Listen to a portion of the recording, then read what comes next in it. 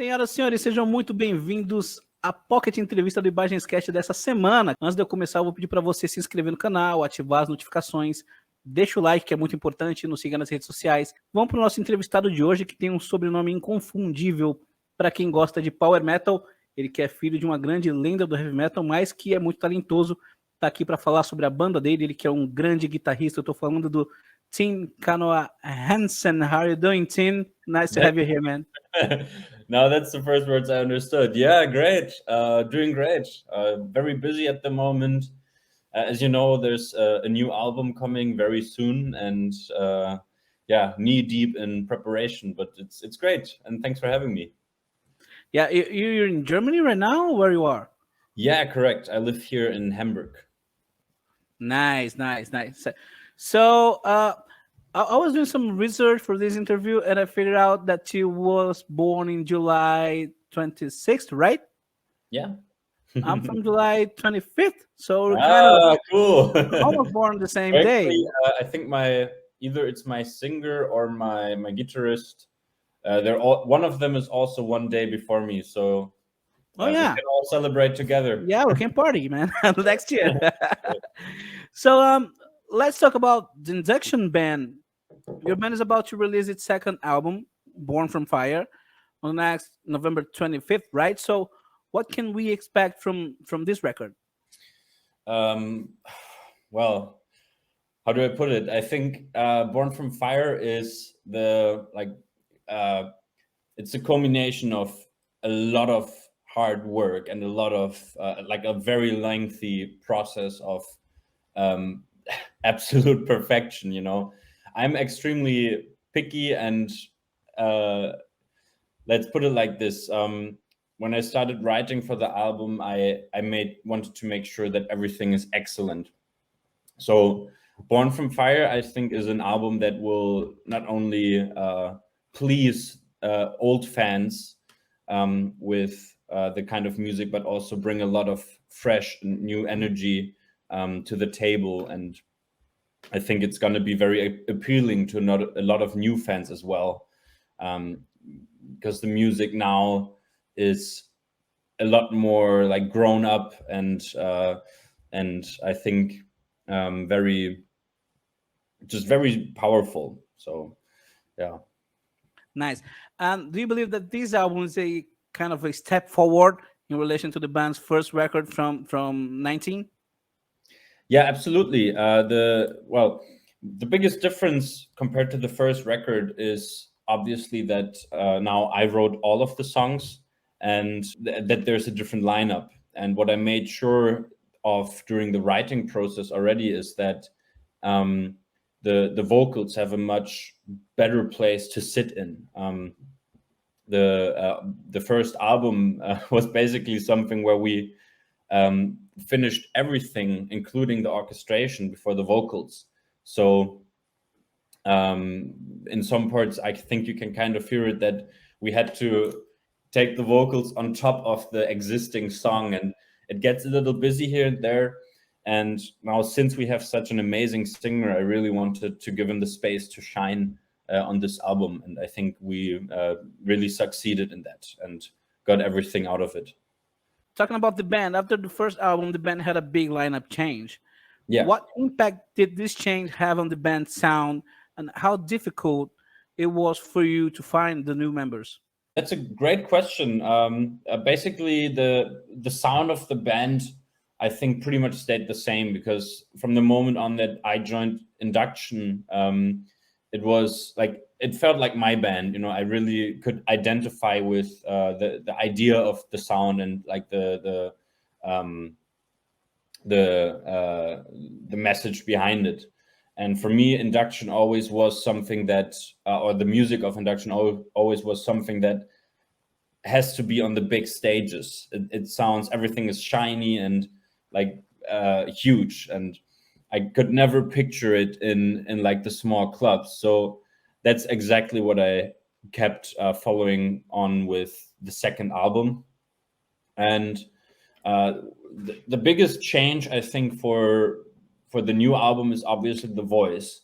But I think what I also heard from many people is that our first single was more of like take it or leave it guy, you know. Some people really loved his voice, and other people didn't like it at all. And I think our new singer is well, a lot more appealing to a broader audience without like not being special or something. And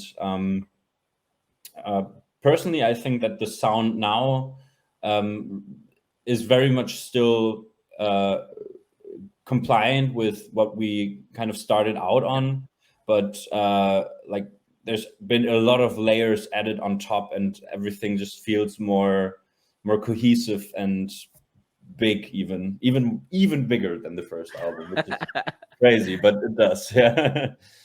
As you said, you wrote all the music for this record, right? So how do you evaluate your evolution as a musician and as a songwriter in these two albums you did with Induction? I think I came a pretty long way.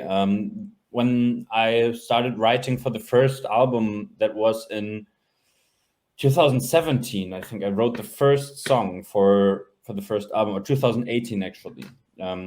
And on the first album, I didn't write so many songs, but I had a bigger part in many of the songs, you know, like arrangements and just seeing, well, let's make this and change some things. But I think I kind of took a step back from this extremely technical approach and started to take a closer look at what's fun for the listener, you know.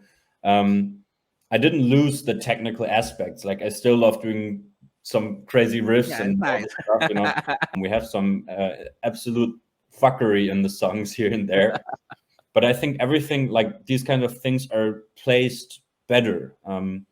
I think previously I was more like just putting it there to put it there because it felt right when I played it. But now when I write a song, I don't only think about, well, I could play all this and this and this, but I think about, does it even make sense? You know? Yeah. There's gonna be vocals, and well, I think overall my big picture thinking got a lot better, and I think you can really see that in the arrangements, that it's all a lot more cohesive, kind of. Yeah. Well, Induction was actually formed in 2014, right? And you only joined the band in 2017. So how did you get to know the band in the first place, and how did you join the band? Yeah, well, Induction started out as a project, right? It was more of a, well, let's just make some songs and see what happens. And during the time, Martin was working on the first single, The Outwitted Consecration. And I was actually in Slovakia, and I visited him in the studio because he is friends with now my father's wife. And he was asking her if we want to drop by. And I happened to be in town at the time, so I was also there in the studio. And he just showed us the song, and I was like, damn, that's fucking cool. And I really enjoyed it. And I asked him to send me some tabs or something, because I wanted to learn the solos. And he never did. But then we met up in Hamburg, and I kind of showed him what I'm working on, how I play, and what kind of music I write. And from there, we started talking, and that's when I joined. And from that point on, I was very invested in the band, and took a lot of care of like organization and finding the other members that we got during the time. So yeah, that's kind of how that like came to be.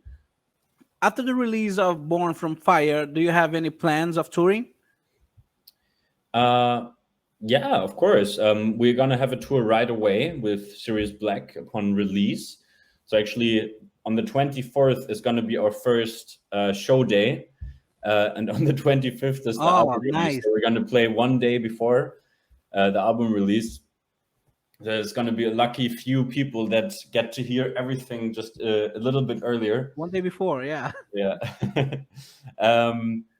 But yeah, we're gonna be on this tour for 10 dates, and then after that, for 2023, we're looking at booking a lot of festivals and playing those, and hopefully having another bigger support slot that we can join on. That's kind of the idea in regards of touring right now. I'm big friends with Milton Mendonça. Milton Mendonça is the co-producer of Prog Power USA. I don't know if you ever heard about Yes, this. I know the festival, and just in another interview yesterday, I was talking about that festival. I think it's fucking cool, and this is one where I would really see us playing.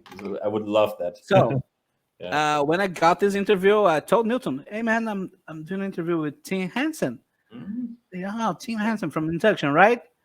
I said, "Yeah, oh, this is a Prog Power candidate." Fuck yeah. So you probably good. You probably play that, man.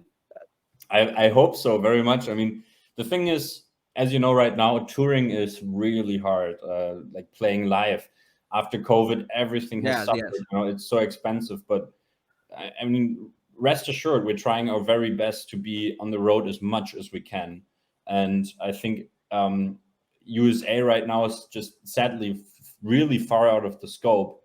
But it really much depends as well on just how the record performs. So if we end up being like seeing a really good pre-sale number and like people really wanting us to be there, and then it might be possible much earlier. So yeah, let's just see how the album performs, and I hope to be in the States as soon as possible. No, no. Yeah, you're going to be, man. I'm gonna talk to Milton. So, Thank you. Great. well, you must know that Halloween and Kai Hansen and Gamma Ray, they have a huge fan base in South America, especially in Brazil. So, Yeah. is there any plans to tour and make some shows here in South America and here in Brazil? Do you think it'll be cool? Yeah, actually, the very first tour that we ever played with Induction was in support of Armored Dawn, but in Europe. And since then, we always had the idea of, well, we should join them again on another lab in South America. But sadly, during the COVID pandemic, they disbanded as well. So, Yeah. um, yeah, right now those plans kind of broke down. But Yeah. of course, I'm looking at any option that there is to like play over there, and well, also join Halloween or something for a tour package, because I think that's something that people would really like and that would help like bring us really far with Induction too. Nice. I know you recorded a solo on the album Eternal Flame by the band Northtail, by my friends Bill Hudson and Yeah. Guilherme Hirose. How was this collaboration made? It was well, the song is called Future Calls, Yes. and uh, originally Bill asked Kai if he wants to sing on that record, and um, the meaning behind the song Future Calls is kind of, well, Kai suggested that what if Tim plays a solo as well, and Bill was like super up for it. He checked out like my stuff and my playing and was like, damn, that's cool. So he asked me to play the solo as well, and I was of course up for it, and it was super fun. Yeah. And Nice. Northtail is another band that like I'm being in touch with Bill every now and again, and we're always talking about, well, let's see and make some tour possible or something. So we're looking into joining up together and making some cool package happen between Northtail and Induction. Oh, nice, nice. And besides Northtail and Armored Down that you mentioned, you know anything about Brazilian heavy metal? Yeah, a little bit, but I'm not so much like I probably know a lot of the bands, but like it's hard for me to always put it to the specific country. Like one of my favorite guitarists, by the way, is Kiko Loureiro. Oh Um, yeah, former Angra. yeah, yeah, exactly. So, but obviously he is one of my big inspirations. So that's the one guy I can really name. And then Yeah, there's yeah. a few female-fronted bands that I know.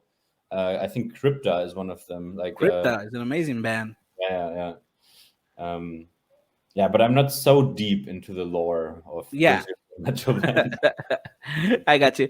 Well, Kiko Loureiro is the former guitar player of Angra. He's now in Megadeth, and Angra is such a big band in Brazil when it comes to power metal, and maybe its biggest success, not only in Brazil but all over the world, is an album called Temple of Shadows. Mhm. And the album Temple of Shadows has the collaboration of Kai Hansen in one of the songs called Temple of Hate. I mean, it's a great song, a great album, and Kai Hansen helps it.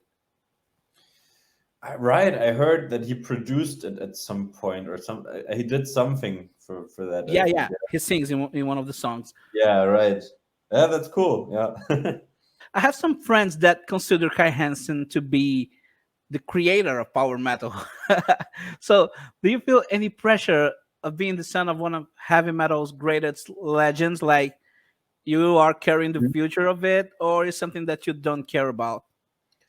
uh I mean, I hear that a lot, like, oh, you're the future of power metal, and Yeah, you are, man. okay, fine. I mean, like, I don't care what people want me to be or think I do, but everything I do it because I want to and I enjoy it. And if that happens to be something that a lot of other people like to see, great.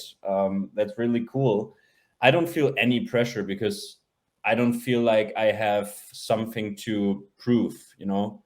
I just feel like I'm going my way, and I'm doing it as good as I can. And um, if anything, I feel very inspired by what my father was able to achieve, because, well, it's something to be very proud of. He's extremely talented, and yeah, it's super cool to like see him play those big stages and have so many people around the earth that like love his music. And of course, that's something that I want to have as well. So it's very inspiring to me, and cool to have a person like that really close to me that can also give me some help if I need it.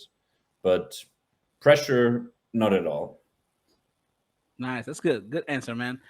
Well, finally, what does the future hold for Induction and for you? I mean, obviously, I have some dreams and like optimal things. The Like, where I see us in 10 years or 5 years is um, irrelevant, though. Like, right now, what I like to do is I want to focus on, even though I have those dreams and visions of like huge shows and all that in my head, what I want to focus on is the little steps, because I think that gives me a much greater sense of progression and much bigger motivation to always carry on. Just looking at the last year, all the things that happened, and the progress that we made with Induction, being signed to Atomic Fire, and producing this amazing record. It's really quite amazing to see. And I want to keep focusing on these little things. So right now, my mid and short term goal would be that we get to play these live shows that we have planned. So we're going to play a really amazing first tour. We're going to have like this little experiment of, hey, how is it for the people? How do the songs come over? How is it to play live with this constellation? Because it's kind of new as well. And then beyond that, my biggest goal right now is that we're able to be financially stable. Everything right now is still a very big investment, and I'm very happy to do it. But I hope that it's possible for it to become sustainable, because I guess the biggest strain in music can be if you do something but you don't get anything in return. And, well, financially, I mean, right? And it can be very difficult. So my short-term goal would be that we somehow manage that, we can play live without making a huge loss and being totally ruined afterwards. Yeah, and I'm totally fine with playing shows and things for free, but as long as I don't make a loss all of the time, Yeah, that would be great. So, and then I wouldn't have like any worries to keep going for a very, very long time. right. Well, Tim, I think this is it. So I really appreciate you for your time. I hope Induction has a great tour in this next 10 days of shows. I Yeah. hope it is a great release and everyone's enjoy. So the time's yours to give a final message to our Brazilian audience and say whatever you want to say. Yeah, I hope that all of you enjoy what's coming up with induction. Born from Fire has been a really lengthy process and a super fun process as well. I believe that everyone who's gonna give the album a chance will thoroughly find at least a few songs to enjoy. But yeah, if you can spend the money, of course, go ahead and pre-order the album or the vinyl even. If not, that's totally fine. Money should never be the reason why you cannot listen to some awesome music. So give it a listen on Spotify when it's out, or Apple Music, wherever you are. And I really hope you enjoy it and spread the word, of course. Thank you so much, Manuel. Thank you, man. I'm gonna finish in Portuguese, right? All right. Bom, essa foi a nossa entrevista com Tim Canoa Hansen. Se gostaram, deixem um like, se inscrevam no canal, ative as notificações, nos sigam nas redes sociais. Quem quiser e puder, contribua com o nosso trampo via Pix e aguarde as nossas próximas entrevistas, beleza? Falou!